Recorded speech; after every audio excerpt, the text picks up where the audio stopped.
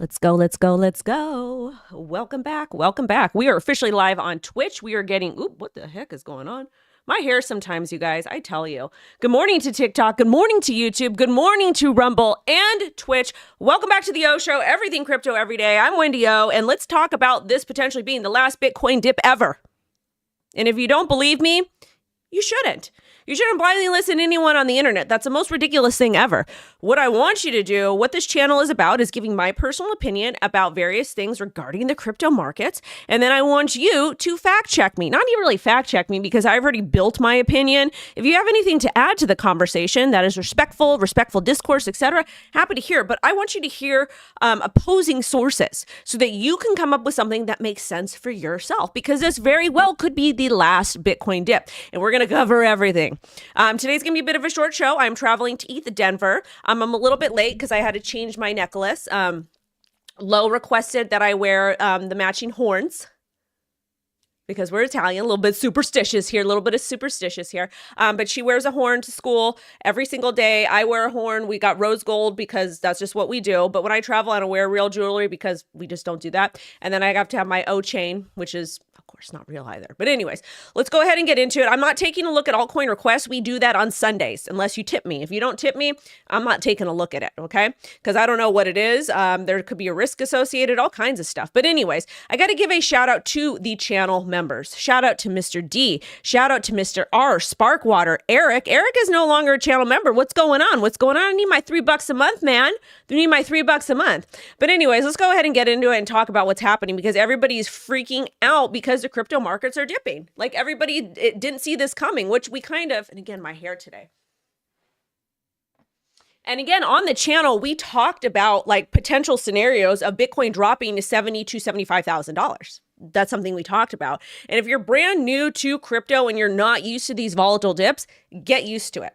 If you need somebody to help you manage your crypto portfolios, Dame.io, they're more than happy to do it. They're licensed financial advisors. I can't do that, and I don't have no interest in doing that. Shout out to Louisiana and to Mr. R on Twitch. All right, let's go ahead and get it. And yes, I know my TikTok babes, I'm gonna pull y'all up to see what's going on with you guys. Don't worry. Mama O's got you. And this is not a bad thing. With the market. We were recovering and Trump drops 25% tariffs right on time and drops it lower. Let's go ahead and nip that in the butt because we talked about it yesterday, okay? Trump tariffs. You guys knew this. You guys knew this was happening because last time that the tariffs were announced, those were announced over a weekend.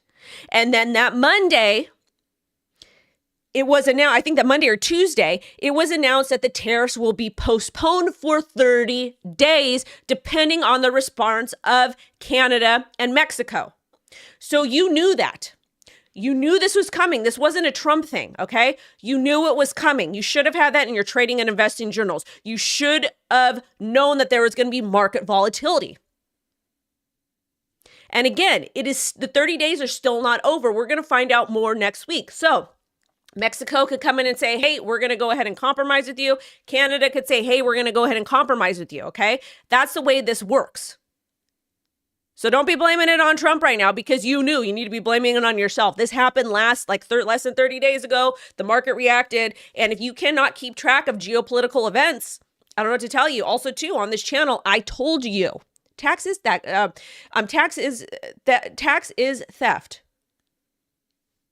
It's theft. It is what it is because they are lying about where it's going. And again, I understand we need good schools and good roads and blah, blah, blah, blah, but that's not what's happening. Anyway, so we're going to go ahead and get into it. So we can get mad at Trump all we want, but at the end of the day, we knew quarter 1, quarter 2 of 2025 was going to be volatile because I told you on the channel and I explained why. But anyways, let's keep it consistent and let's go. So first and foremost, we're going to take a look at crypto bubbles and the market.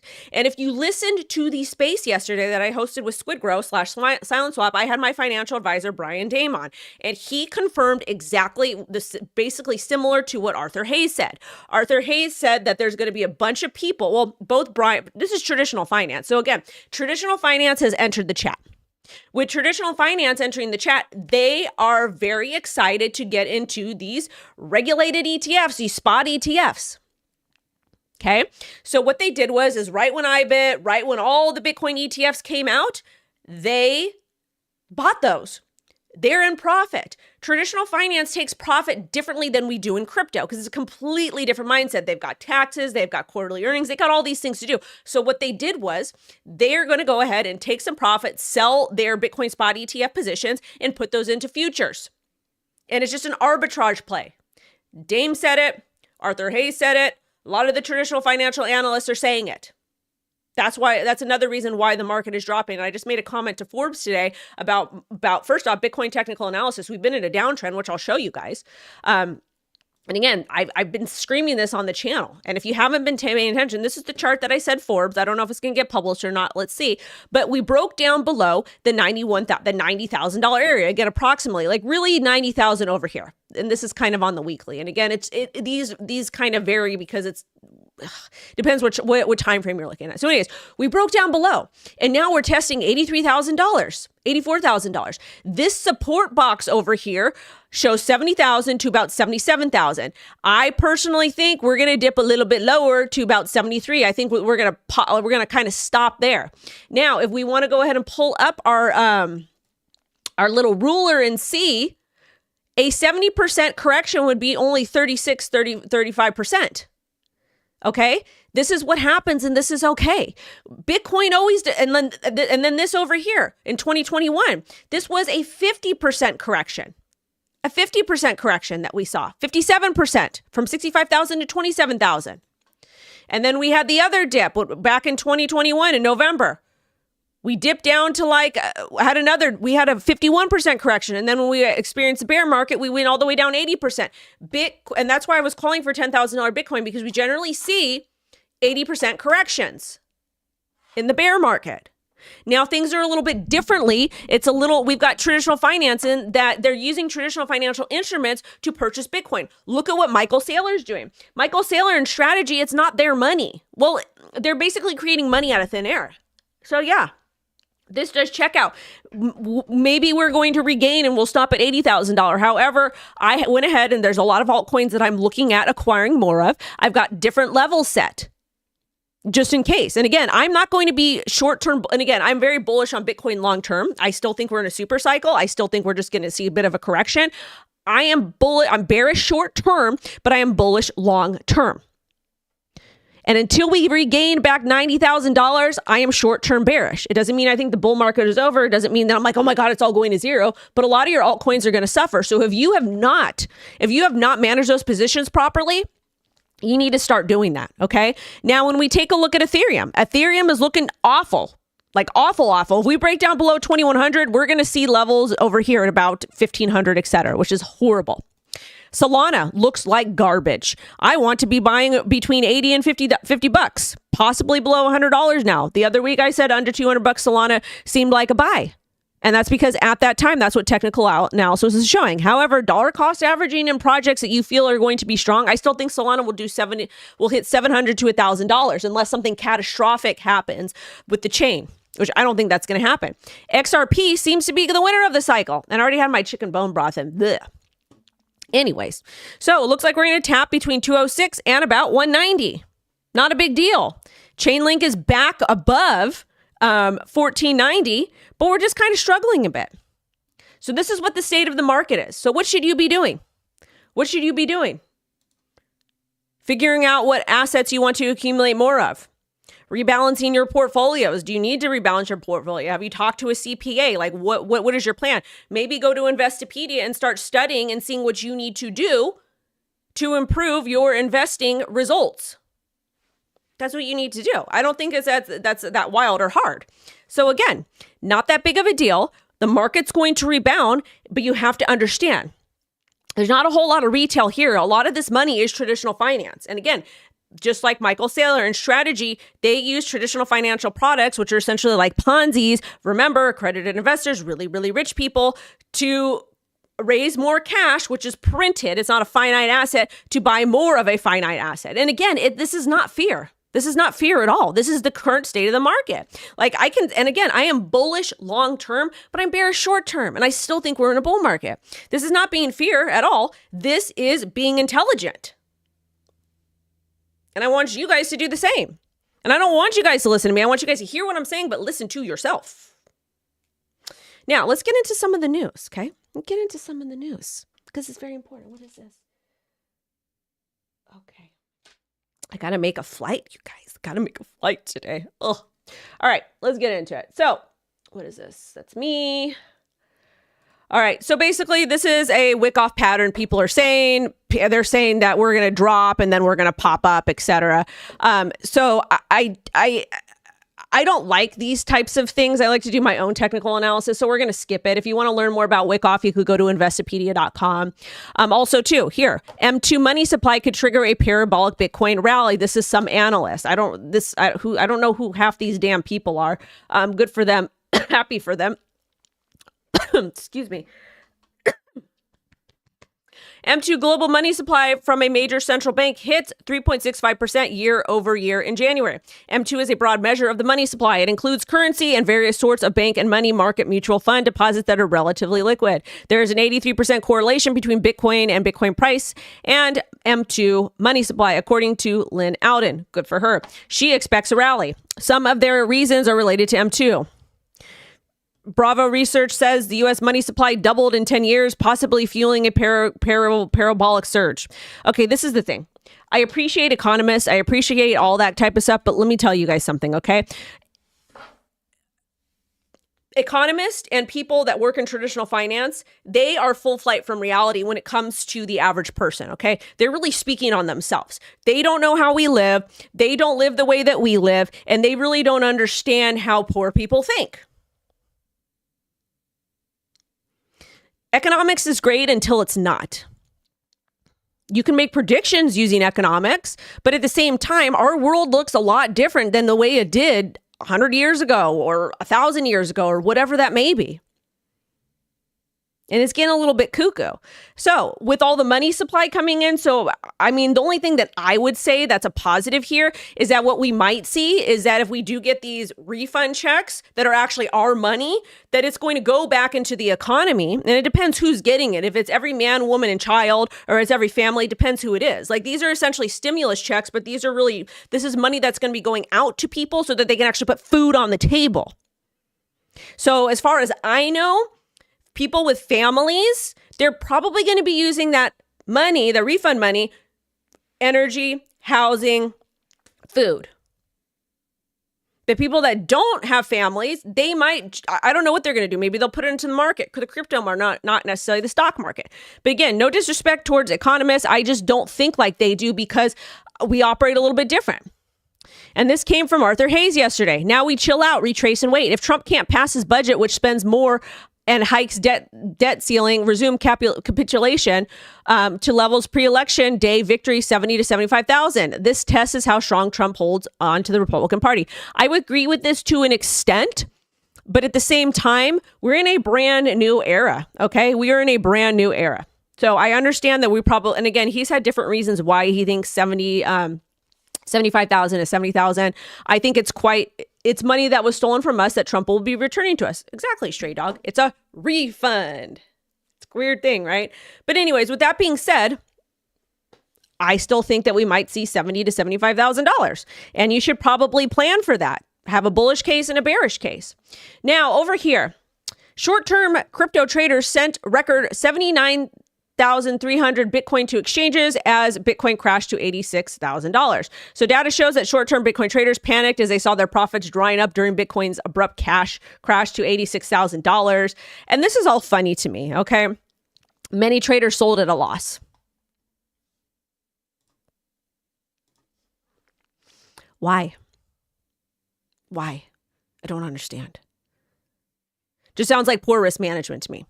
That's all. And the reason why I'm not stressed about any of my positions is because I adamantly take profit on the way up. Sometimes I sell too early. But at the end of the day, when we have these bearish scenarios, I'm fine. I'm cozy. Historical 30% correction first quarter post-halving year. Yeah, it's fine. To me, this is a non-issue to me. I am not scared. I am not worried. It's not problematic to me. It's not problematic to me at all. It's not, and it shouldn't be to you either. And that's why I really want to push you guys to practicing risk management. I really, really do. Now let's get into more stuff over here. And then I got to go soon. Okay. So this is, what is this? Oh, this is a really, thank you so much, Mixing. US spot Bitcoin ETFs see record outflows worth $1 billion. Bitcoin ETF saw over $1 billion in net outflows Tuesday. The outflow was the largest ever, including ARK Invest. Top outflows included Fidelity, 345 billion, IBIT 345 million, IBIT 165 million, Valkyrie 100 million, and possible causes profit taking after Bitcoin 2012 rallies, macroeconomic concerns like US-China trade war and Fed interest rate decisions. Another case is hedge funds unwinding basis trades due to yield decrease. Brian from Dame suggested the same with Arthur Hayes. So that checks out to me. Definitely checks out. All right, let's keep it going. Let's keep it going. So I do think we will drop lower, but I think we'll be fine. Now over here, Standard Chartered warns of further ETF outflows could bring price lower. Yeah, this is no duh. Duh. And again, you have to understand there's big money here with the ETFs that are now in play. Leverage ETFs tied to Bitcoin stockpiler strategy dropped nearly 50% in 5 days. Two leverage exchange traded funds linked to MicroStrategy have declined in price by 50% during the last 5 days after Bitcoin dropped below 87,000. After strategy tied funds MSTX and MTSU traded over $43 and $9 a share as of last week. Respectively, the two ETFs have each fallen significantly as volume soared. Again, this is showing you, and this is actually telling you, and make sure you guys smash like and share this, please, because TikTok always gives me more likes than you guys. This is telling me, and this is reinstilling what I said. Michael Saylor and Strategy and the big hedge fund guys, the big TradFi guys, they create traditional financial products to raise money and then use that money to buy a finite asset like Bitcoin. It's all a freaking Ponzi. That's what it is. And right here, after strategy tied funds, MSTX and MTSU, they created those, raised money, bought Bitcoin, and now they're dumping. Also, too, if you are bearish right now, I want you to take a look at this chart.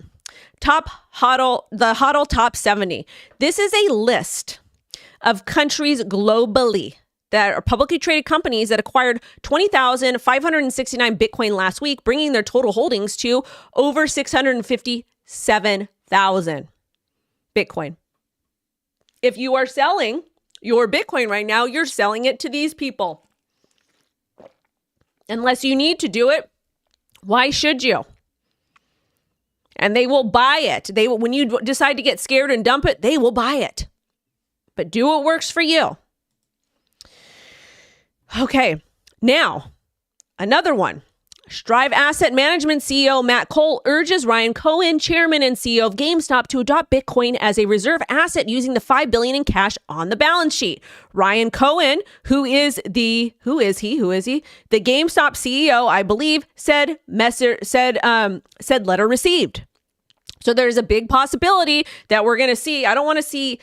I mean, they say use the $5 billion on the cash on the balance sheet. They won't use all of it, but they might use some of it. And this would make sense, especially for GameStop. So again, another publicly traded company is going to come in potentially and buy an F ton of Bitcoin. And you are bearish. Don't be bearish. It's okay to be short-term bearish, but long-term bearish, no.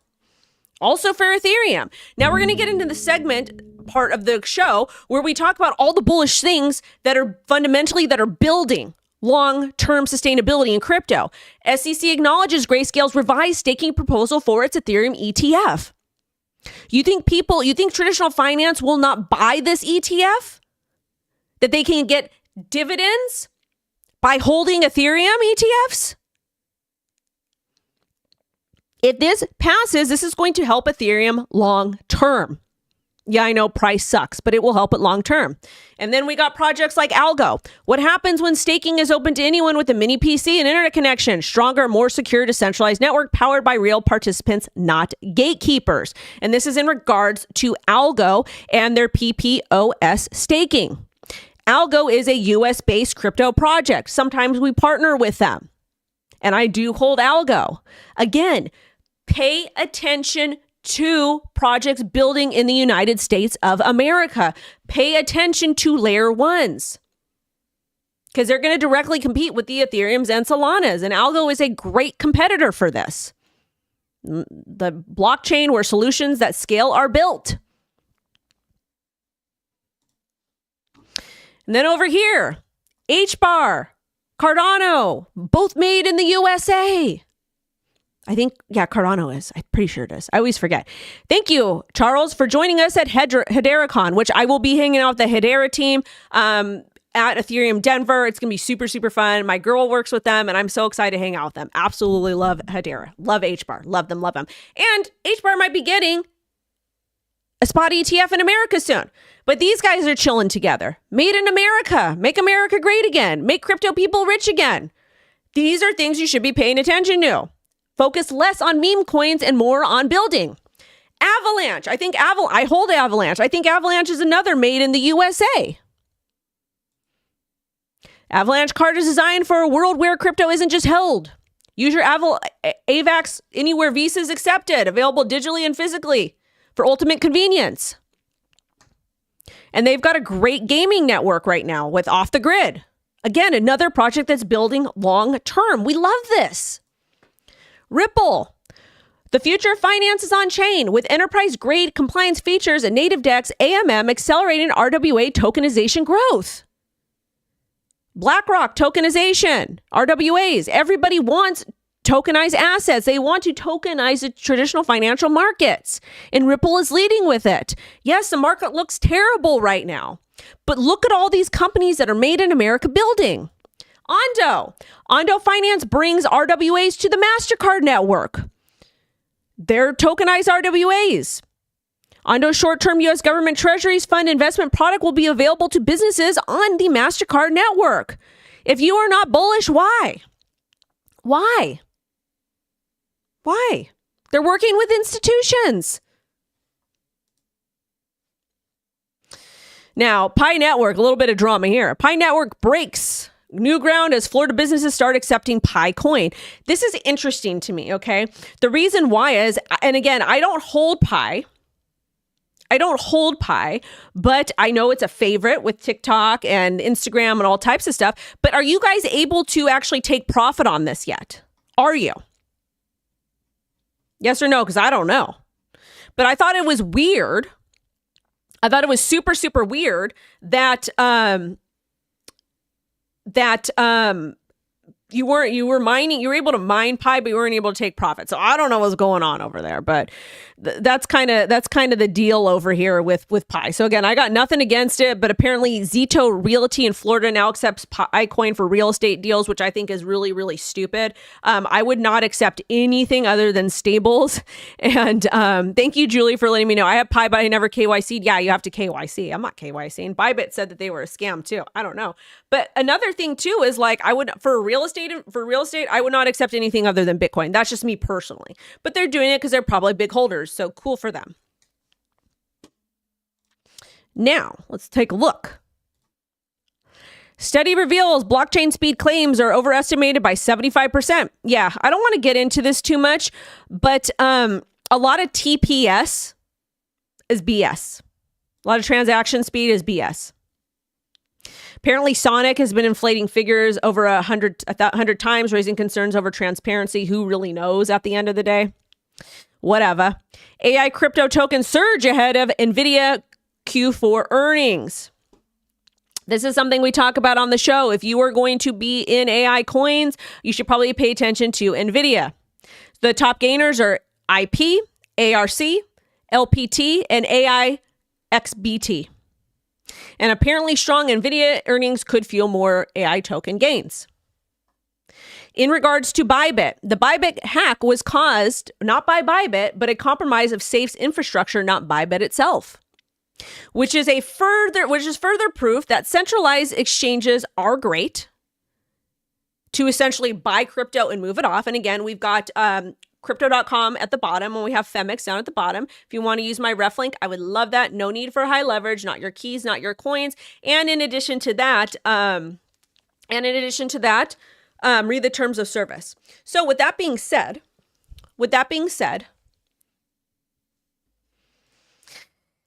what's better to use, a centralized exchange or a DEX?